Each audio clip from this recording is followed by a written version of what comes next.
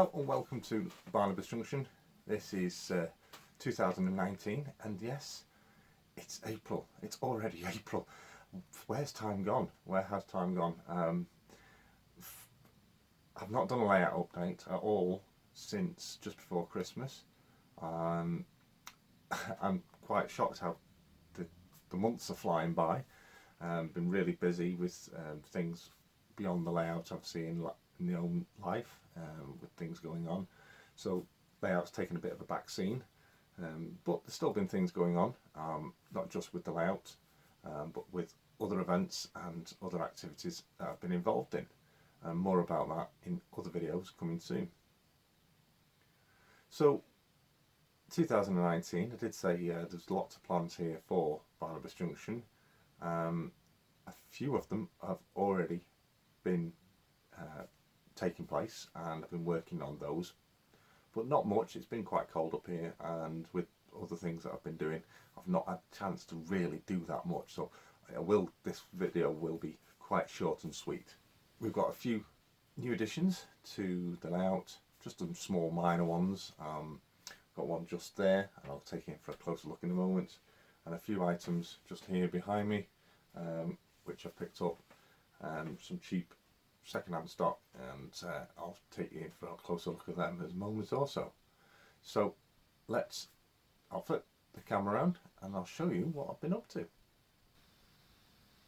So first of all, I will show you this new addition to the layout. This will only be a temporary new addition though, as it will be going on to pastures new after it has had service and DCC conversion. This is Freightliner Class 66 506 in its crew regeneration, which fits superbly with the area.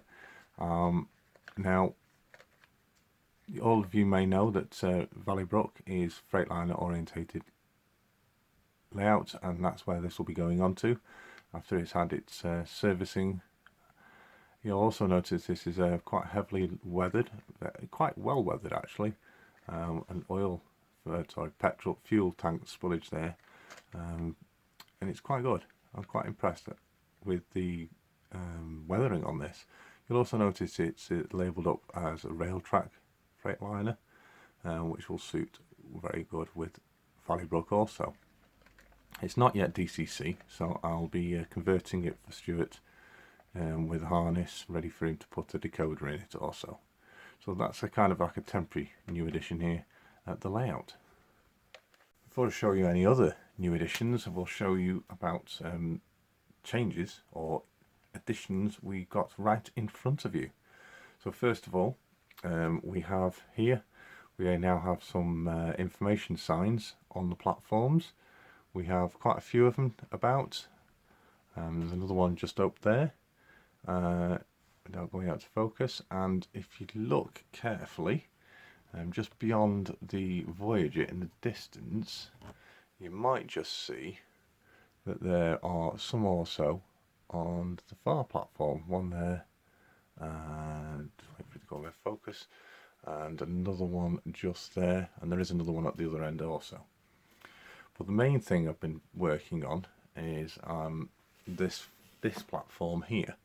As you can see, we now have some lights on here. They're not fixed in place, they're just quite loose at the moment. As this is going to not be a main platform, it's more of a rail tour stroke heritage line platform, I thought I wouldn't go with the standard LED lighting that I've got under the main canopies. I thought I'd like to keep this open and have some lantern lighting on it instead. So these were quite cheap. These were from China. I think they were off Amazon, but they come from China. It was a pack of 10, but luckily for me, it came with 11 in, and they were only about £8, I think it was.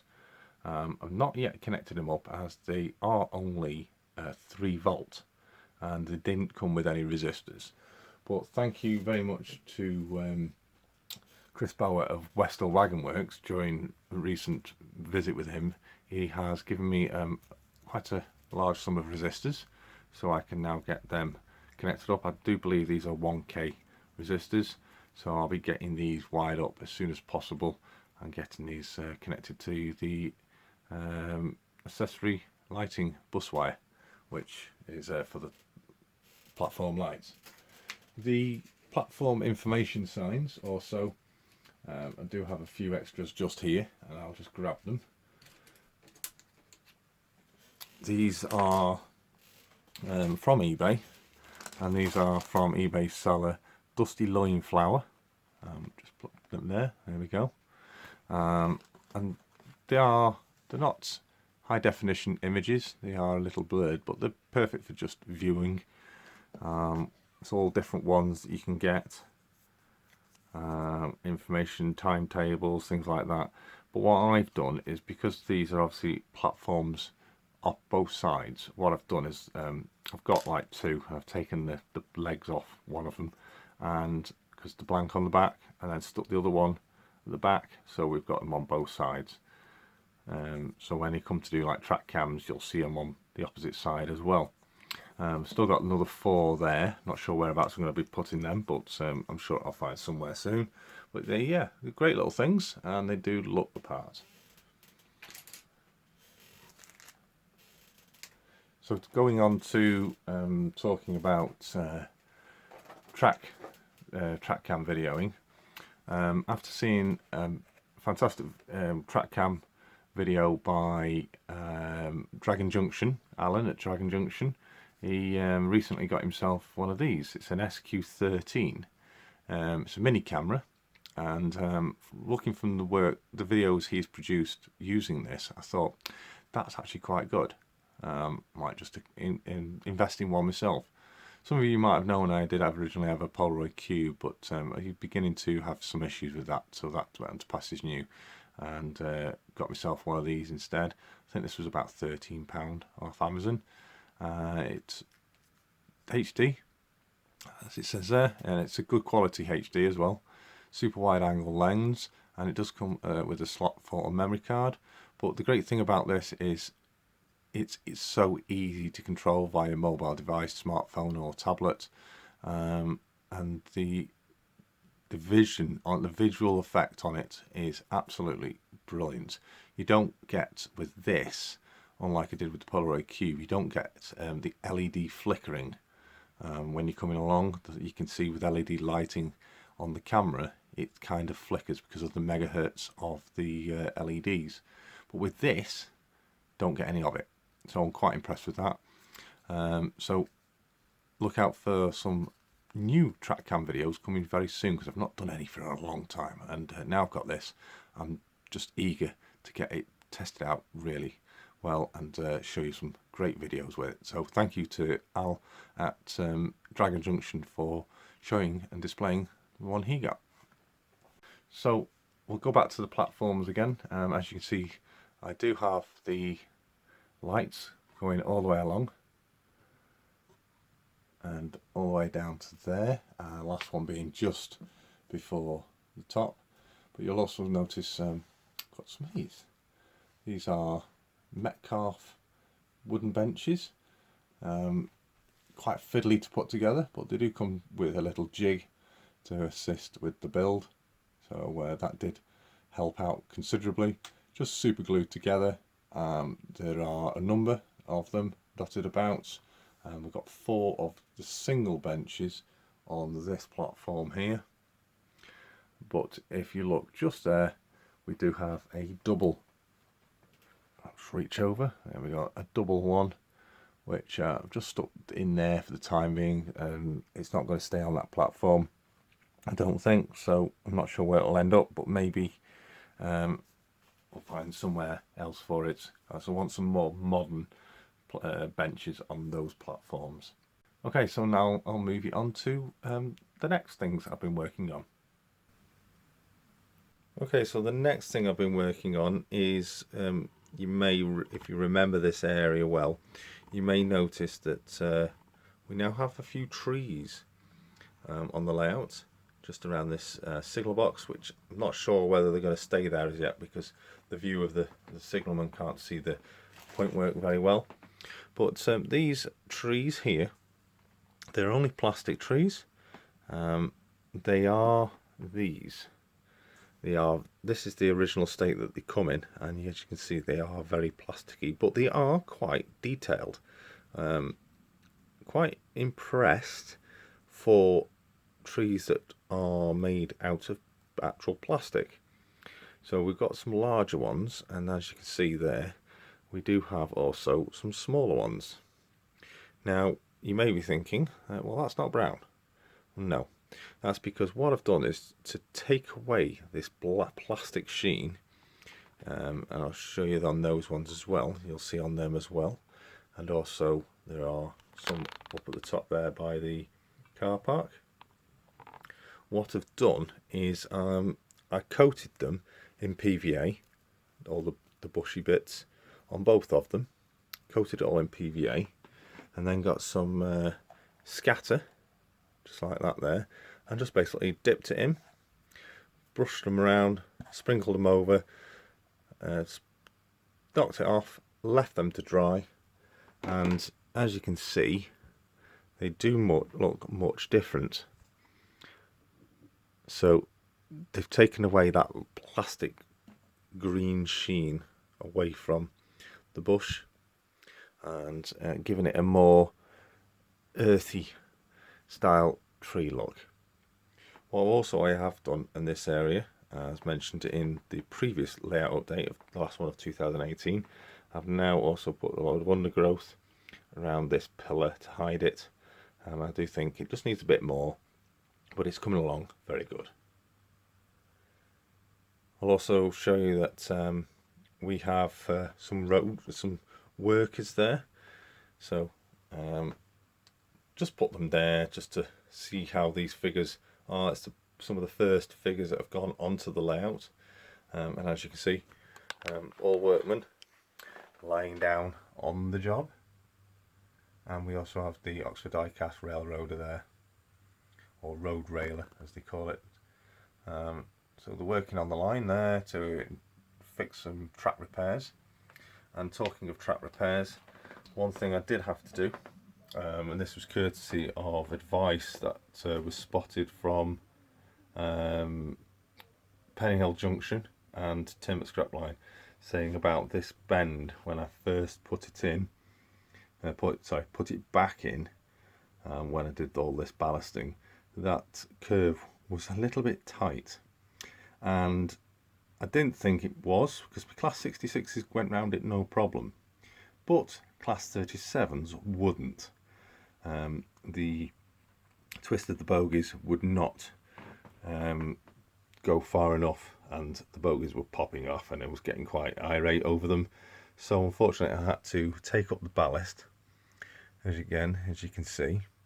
But what I've actually done is I've put the original piece of tracking that was there before, which was exactly the same size, no difference in the size, but you can see that there is roughly where my fingertip ends. That's roughly where the curve was. It was there, so you can see how sharp it was compared to what it is now.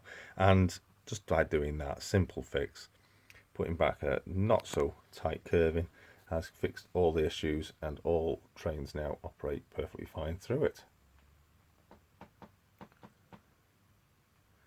Also, you may now notice, you may have seen previously a video of me doing the trunking weathering.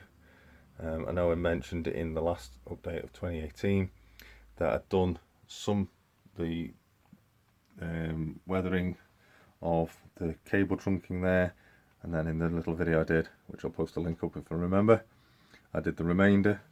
And now it's all done on the northern end of the station, and all the point motors and the cables are in place. Still got to kind of weather them off. They were still looking very clean and not very oily. So when I come to do the track weathering, they'll look a lot dirtier when it comes round to it. I do have some line side cable relay boxes to go in very soon, so I'm going to be looking at areas for those, probably in the likes of the alcove areas, like maybe there or here maybe, or maybe just in this area. Not so needed near the signal box, maybe the odd one. definitely think we'll probably need something over there. So we've got quite a few relay boxes to go in soon also. So there you go. As you can see, I've not really done much on the layout, but more progress is slowly coming along. I do also have my project DMU that I'm working on, and I will be posting further updates on that over my social media pages, for Instagram, Twitter and the Facebook page. So look out for that. It's been quite an interesting task so far with that. Few ups and downs, few errors that I've had to correct along the way.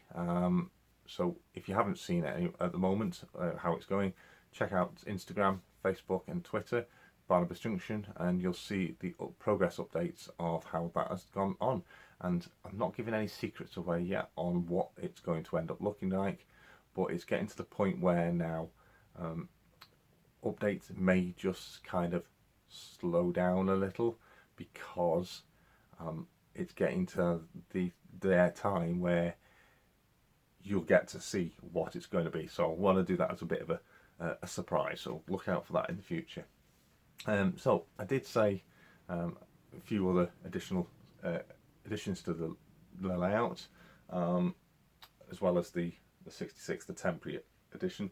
I've got a hold of some virgin coaches, some just really cheap ones. I've got some plans for these. They're not going to, I think 2 of them are going to change. One of them may go on to Passage New, I'm not sure yet, or I may change that also. So I know I've had something like this before, but I couldn't resist. I've managed to get these super cheap, and I say best plans for those. So I just moved those. Couple of other things I did managed to get recently, and this was during the recent visit to Derby. I got these from Malt's Model Shop, Nicholston, I think it's Ickleston, I think it's pronounced. Apologies if I get it wrong, Malk. A couple of little 40-ton tankers, which I've not actually seen before, in excellent condition. But so the pride of the purchase was obviously this one. This is the Hornby 2000 Silver Edition tanker, which I got at a really good price. It is pre-owned, but to be honest, I've not even taken it out of this box yet since I got it, so I don't know the overall condition of it, apart from it looks fantastic. But even if I don't use it on the layout, it's just nice addition to my novelty fleet of tankers and box wagons that I've got. And as you all know, I do like my 100-ton tankers, so that was another great addition.